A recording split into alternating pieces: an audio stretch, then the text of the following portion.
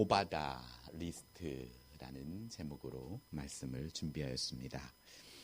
1993년도에 스티븐 스필버그 감독의 쉰들러 리스트란 영화로 실제 인물인 오스카 신들러는 주인공으로 하는 영화였습니다. 쉰들러 리스트는 살아야 할 유대인의 명부 리스트를 말합니다. 2차 세계대전이 끝날 무렵 독일군은 유대인의 아우슈비츠 수용소로 보내 그들을 몰살시키는 계획을 세웁니다. 오스카 신들러가 운영하는 공장에 모든 유대인들이 수용소로 보내져 죽기 직전에 신들러는 자신의 전 재산을 담보하여서 유대인 1200명가량을 나치군의 학살로부터 지켜낸 이야기입니다.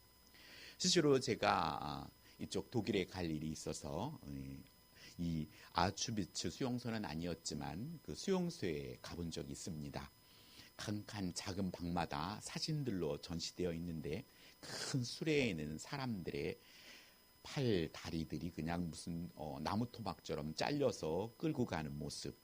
어느 그 수용소에는 사람이 굶겨서 죽어가는 걸 그냥 하루 단위로 사진을 찍어가지고 죽어갈 때까지 찍어서 그 모습을 전시해 놓기도 하고, 실제로 약물이나 이런 것을 실험하기 위해서 사람들에게 투여해서 그가 죽어가는 모습을 찍어 놓은 것을 보았습니다. 어떻게 사람이 저렇게 잔인할 수 있을까 하는 생각을 했을 때 그곳에 있는 또 그렇게 죽어갔던 사람들은 얼마나 두렵고 떨렸겠습니까? 오늘 영화의 마지막 장면에 독일이 항복하면서 연합군이 들어오고 쉰들러는 전쟁 전범으로 붙잡힐 것에 도망갑니다. 도망을 준비할 때 그 자리에 죽음에서 구출된 유대인들이 그들의 금 이빨을 녹여 만든 반지를 쉰들러에게 줍니다.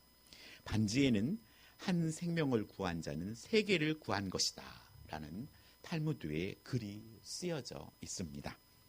한 생명을 구한 자는 세계를 구한 것이다 라는 말처럼 성경에는 사람이 만일 천하를 얻고도 제 목숨을 잃으면 무엇이 유익하겠습니까? 라고 성경은 말씀합니다. 한 사람이 어떤 사람이든 그리고 또 어떤 처지에 있든 그 한 사람의 가치가 천하보다 귀하다는 말씀은 우리 그리스도인들이 가져야 할 마음입니다. 우리 교회는 11월 19일 추수감사주일에 영적 추수의 날로 정하였습니다. 그날 되어서 우리가 부랴부랴 할 것이 아니라 오늘 저는 153 운동, 그 운동을 전개하려 합니다. 한 사람이 5사람을 작정하고 3명을 교회로 인도하는 운동입니다.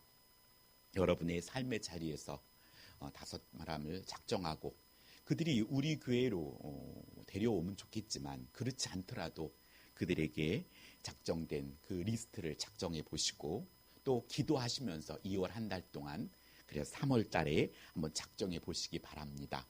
그래서 여러분이 마음속으로 정한 그를 위해서 기도하고 우리 교회에 오지 않더라도 그에게 복음을 전하여서 예수님을 믿도록 말입니다. 오늘 우리가 이렇게 복음을 증거하지 아니하면 교회는 부흥할 수 없습니다. 우리는 교회는 어떠한 기업이 아니기 때문입니다. 교회는 생명체입니다. 믿는 우리들의 생명체이기 때문에 우리들이 말씀을 먹고 성장하고 복음을 증거하는 삶을 살 때 하나님께서 영혼들을 붙여주시고 또 교회는 성장하게 됩니다. 지업처럼 뭔가 투자를 해가지고 이윤을 남기는 곳이 아니라 여기는 생명체, 생명이 있기 때문에 영적인 하나님의 말씀을 먹고 또 우리가 자라고 또 자라는 우리들을 통하여서 하나님의 생명의 말씀이 전해질 때 교회는 부흥하게 되어 있습니다. 오늘 그래서 첫 단계로 2월은 작정자를 정하는 그런 기도를 해주시기 바랍니다. 2월 한 달 동안 여러분의 마음속에서 5사람 손가락을 꼽으면서 교회 가까이 우리 교회 오지 않아도 좋습니다. 내가 이 5명에게 올 한 해 내가 꼭 예수님을 전해야겠다. 이런 마음을 가지고 여러분이 작정해 보시고 그 5명을 여러분이 한번 선별해 보시기 바랍니다. 오늘 설교의 제목이 오바다 리스트입니다. 여러분의 이름이 들어간 살려야 할 명부, 그 리스트를 만들기 위해 기도하고 또 3월에 1차 작정자를 정하고 함께 나아가기를 바랍니다. 오늘 본문은 이스라엘이 남유다와 북이스라엘로 분열되었을 때 북이스라엘의 7번째 왕인 아합 왕의 시대 이야기입니다. 아합 왕은 하나님 대신 바알신을 섬기면서 하나님의 선지자를 학대하던 악한 왕이었습니다. 아합 왕 시대에 하나님의 징벌로 인해 북이스라엘은 3년 동안 비가 내리지 않는 기근을 맞습니다. 하여 오늘 본문 4절에는 오바댜 리스트가 나옵니다. 그들의 이름이 기록되어 있진 않지만 오늘 성경에는 이세벨이 여호와의 선지자를 멸할 때 오바댜가 선지자 100명을 가지고 50명씩 굴에 숨기고 떡과 물을 먹였더라 라고 말씀합니다. 나치 시대만큼 큰 학살은 아니었지만 아합 시대에 엄청난 학살이 있었던 것은 사실입니다. 하나님의 선지자를 죽이는데 아합 왕은 두려워하지 않았습니다. 지금도 하나님의 사람을 함부로 하는 영적 가뭄의 시대를 우리는 겪고 있습니다. 이 시대에 오바댜는 자신의 생명을 걸고 죽음에 처한 선지자 100명을 구합니다. 이 시대에는 이 선지자적인 역할을 감당하는 사람들이 목회자입니다.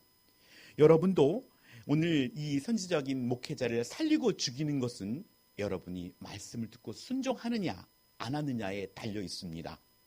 여러분이 말씀을 듣고 순종한다면 목회자를 살리는 일이고 그 말씀을 듣고 순종하지 않으면 목회자를 죽이는 일입니다. 오늘 우리들의 삶 속에 이것이 단순히 아합 시대의 말이 아니라 오늘 우리들의 삶 속에서도 우리가 적용할 수 있는 일입니다. 50명씩 두 군데로 분산시켜 깊은 동굴로 피신시켜 죽음의 칼날을 피하게 했습니다. 100명의 하루 식사를 공급하는 일도 만만치 않았을 것입니다. 오바댜는 이들에게 떡과 물을 날마다 먹입니다. 경제력이 있어야 가능한 일입니다. 또 경제력 능력만 있다고 감당할 수 있는 일은 아닙니다. 그는 아합의 최측근으로서 국내 대신이라는 직분으로 왕의 모든 재정을 관리하는 신임을 받고 있었고 그 위치에서 혼자 잘 먹고 잘 살 수 있었지만 그에게 주어진 그의 부와 명예를 자신만을 위해 사용하지 않고 사람을 살리는 또 선지자를 살리는 일에 그가 사용될 수 있었던 것입니다. 하여 오늘 여러분에게 있어서 생명을 살리기 위해서는 먼저는 여호와를 경외해야 합니다. 여호와를 경외하지 않는 자는 생명을 살릴 수가 없습니다. 오늘 3절과 12절에 보면 오바댜가 어려서부터 여호와를 경외하는 자라라고 반복하고 있습니다. 우리가 여호와를 경외하는 모습은 우리가 예배의 자리를 생명처럼 여기는 자입니다. 그것으로 먼저 나타날 수 있습니다. 또 그렇다고 우리가 예배의 자리에서만 지킨다고 또 여호와를 경외하는 것이 아닙니다. 예배의 자리에서 뿐만 아니라 주시는 말씀을 순종하고 그래서 믿음이 자라고 또 예수님의 온유하고 겸손한 성품으로 성장해야 합니다. 그래서 삶의 열매로 나타나야 합니다.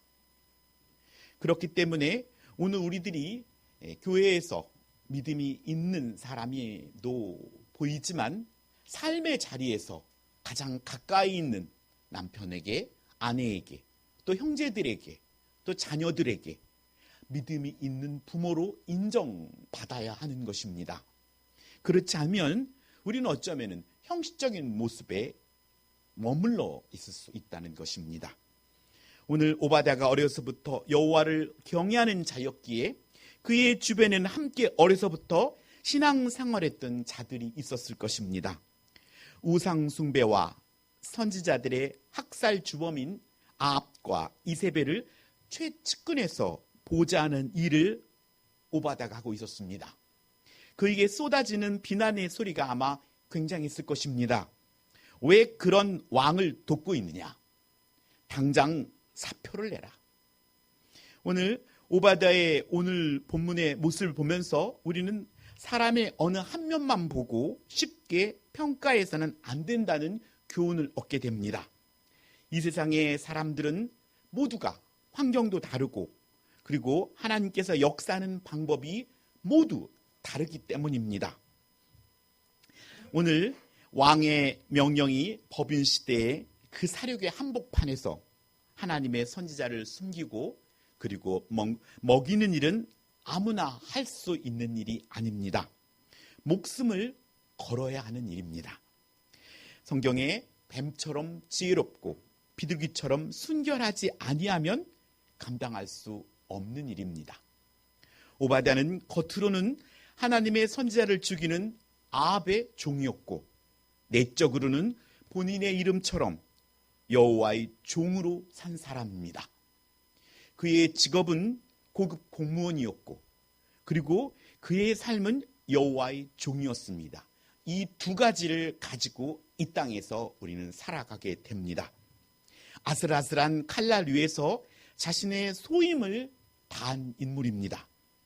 여러분의 삶의 자리에서 사람에게 보이는 성공하는 삶을 살기보다 사탄의 소나기에 있는 영혼을 주께로 빼앗아오는 영적 승리의 삶을 살길 바랍니다.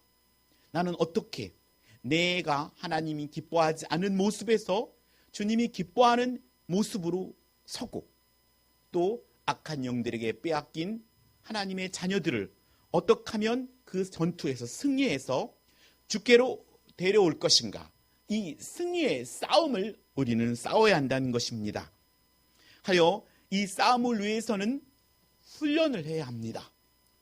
우리가 강해지지 아니하면 적과의 싸움에서 싸워 이길 수가 없기 때문입니다. 도리어 이기기는커녕 내가 갖고 있는 믿음마저도 빼앗길 수 있는 것입니다. 하여 가룟 유다는 예수님을 가까이 경험했습니다.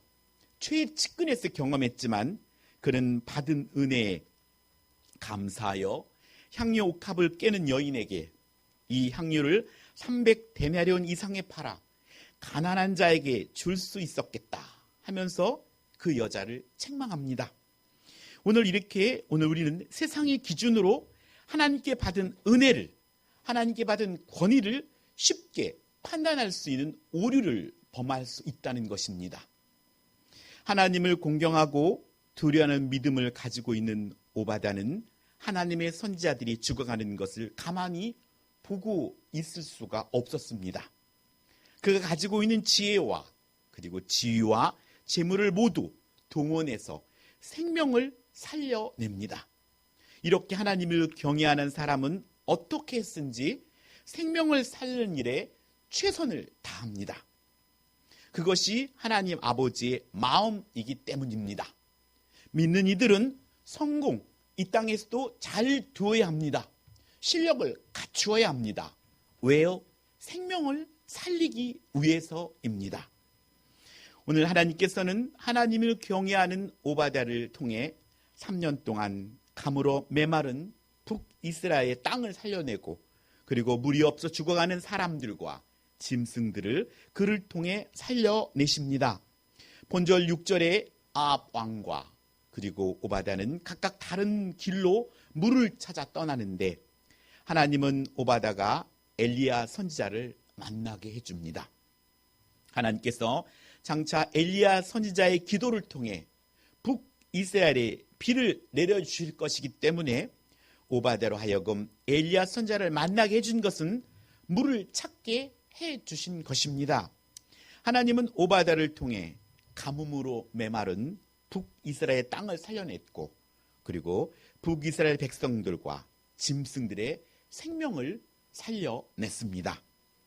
하나님은 하나님을 경외하는 사람들을 통해 생명을 살려냅니다. 오늘 그는 이 시대에 말하면 고급 공무원입니다. 사회는 개인의 악만 있는 것이 아니라 구조적인 악도 있습니다. 경찰 조직에도 검찰 조직에도 심지어 교회에도 구조악이 있을 수 있습니다. 이 구조악이란 구조적으로 견고하게 있는 악들입니다. 그런 구조악 속에서 한 사람의 그리스도인이 살아가는 건 어려운 일입니다. 신앙의 삶을 도덕을 무시할 수 없습니다. 도덕을 위반하는 행위들을 할 수밖에 없는 상황에 부딪힐 때, 그때마다 믿는 이들이 사표를 던지고 나와야 한다면 아마 교회는 실업자로 넘칠 것이고, 실업하여 살기 어려워지면 그리스도의 가정에는 싸움과 불화가 끊이지 않을 것입니다. 그렇기 때문에 오늘 믿는 이들은 정말로 뱀처럼 지혜롭고 빌기처럼 순결한, 영적으로 무장하지 아니하면 우리는 이 땅에서 살아갈 수 없고 승리할 수 없게 됩니다. 1907년에 금산교회, 초창기 교회의 양반인 조덕삼과 그의 종이었던 이자익이 함께 집을 내어서 교회로 금산교회를 만듭니다. 그런데 오늘 두 사람이 장로의 투표자, 또 그 투표에 임하게 되었고, 이자익은 장로가 되었고 양반이었던 조덕삼은 떨어집니다. 사람들은 수군거립니다. 그때 양반이었던 조덕삼은 일어나서 발언권을 얻고 말을 합니다. 이 결정은 하나님이 내리신 결정입니다. 우리 금산교회 교인들은 참으로 훌륭한 일을 했습니다. 저희 집에 일하고 있는 이자익 장로는 저보다 신앙의 열의가 대단합니다. 나는 교회의 결정을 순종하고 이자익 장로를 받들어서 열심히 교회를 섬기겠습니다. 그 시대 신분사회였을 때 종과 같이 교회를 섬겨 나아가며 종은 장로가 되고 양반은 선출이 되지 못했을 때 양반이었던 조덕삼은 그렇게 하나님의 일하심에 순종하고 그렇게 할 때 금산교회 교인들은 조덕삼에게 큰 박수를 보냈다고 합니다. 이런 훌륭한 분이 아쉬운 지금은 자신을 둘러싼 현실의 상황에 실망하여 자포자기할 수도 있고 또 신앙을 포기할 수도 있는 상황입니다. 어쩌면은 신앙은 포기하지 않았다 하지만 그냥 형식적인 신앙생활을 할 때도 있습니다. 오바다가 처한 상황, 지금 이 시대에 사는 우리가 사회 구조 가운데 처한 같은 상황입니다. 여기서 중요한 문제는, 우리가 확실하게 해결하고 가야 할 문제는 실망의 문제입니다. 자신의 뜻대로 안 되어 마음이 상한 것을 실망이라고 합니다. 실망감이 내 마음에 물밀듯 몰려올 때가 있습니다. 사람에 대한 실망, 일에 대한 실망이 너무 밀려오면 내 안에 있던 좋은 감정과 그리고 성품과 믿음 등이 사정없이 무너집니다. 이 실망을 잘 처리하고 다루지 못하면 결국 하나님께도 실망하고 삶이 망가져 삶을 포기하는 지경에 도달하게 됩니다. 우리는 누구나 조금씩은 실망이라는 감정을 겪으며 살아갑니다.